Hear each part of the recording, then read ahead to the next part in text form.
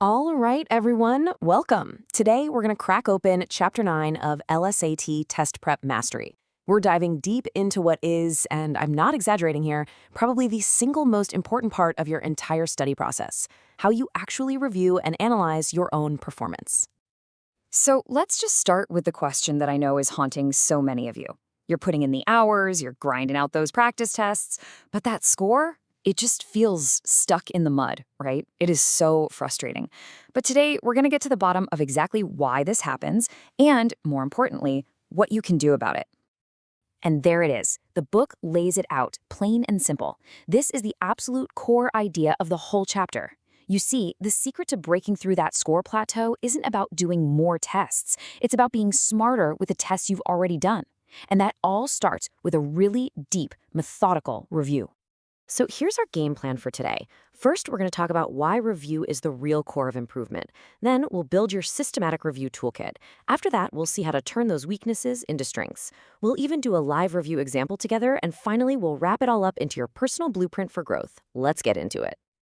Okay, let's jump right into Section 1. The big goal here is to totally change the way you think about review. Seriously, this isn't some chore you do after the real work is done. Review is the real work. It is the moment where the actual meaningful learning happens. I absolutely love this analogy from the book. You know, every practice test you finish isn't just a number. It's this incredibly rich report on your performance just waiting for you to read it. It's like having a personal coach who's ready to give you a completely customized game plan, but only if you're willing to sit down and listen. And why does it matter so much? Well, because it works on three totally critical levels.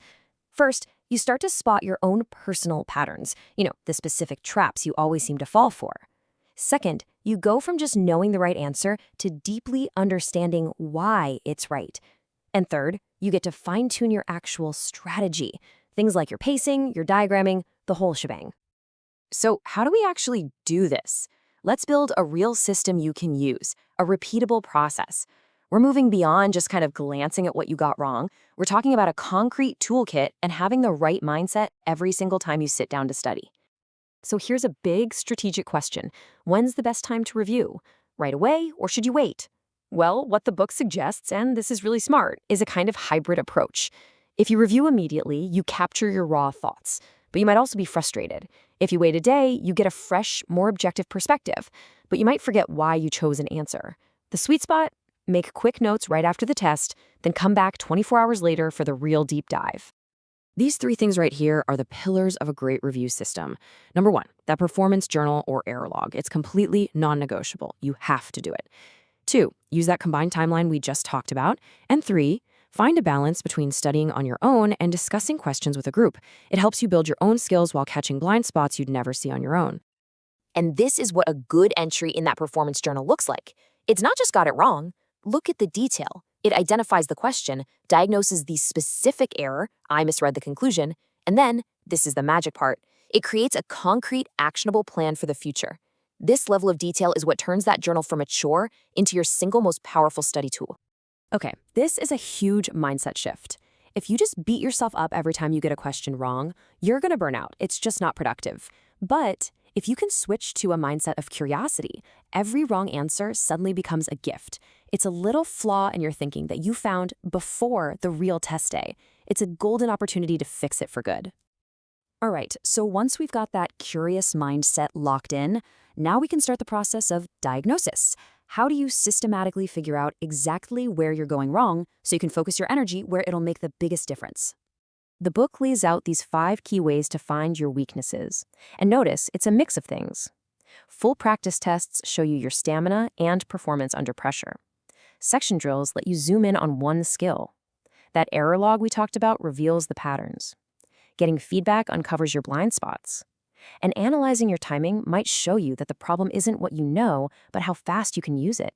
So let's get really specific. Say you're looking at your error log for logical reasoning. You might discover, wow, I don't have a problem with LR in general. I have a problem with flaw questions that are about correlation versus causation. See how specific that is? That's a problem you can actually solve.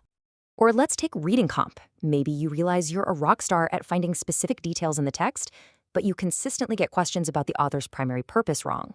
Well, Bingo! Now you know exactly what to work on. You can do drills focused only on summarizing passages and figuring out the author's main point. So once you've found that weakness, you need a plan. And the book recommends using SMART goals. A fuzzy goal like, I'm going to get better at logic games is pretty useless. But a SMART goal, that sounds like I will improve my accuracy on sequencing games to 90% in the next 2 weeks by doing 15 targeted drills. Now that is a real plan that's going to get you real results. All right, Siri time is over. This is where we put it all into practice.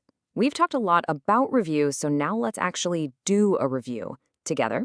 We're going to walk through the whole process for a classic flawed argument right from the chapter. Okay, here's the argument. A correlation is observed. Where there are more streetlights, there are fewer crimes. And a causal conclusion is drawn from that. So installing streetlights causes crime to go down.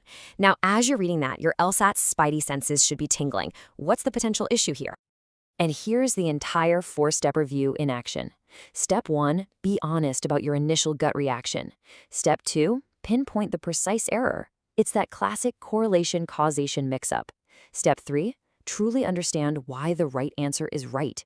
And finally, step 4, this is the most important part, create a new strategy for the future. That's it. That's how a mistake stops being a mistake and becomes a weapon for your next practice test. Okay, let's pull all of this together.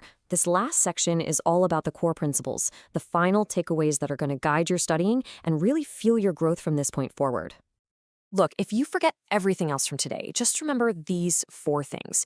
Review isn't something you do after practice. Review is the practice. You have to be systematic, use that error log. You have to be reflective, always ask why. And maybe most important of all, you have to be consistent.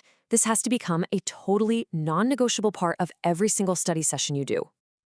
And we'll end on this powerful reminder from the book. Every single weakness you find through this process, it's not a judgment. It's not a verdict on how smart you are. It's just a signpost, pointing you on the direct path to a higher score. So you gotta learn to embrace them. So I'm going to leave you with this final thought. Don't put this off. Think about the last practice set you did.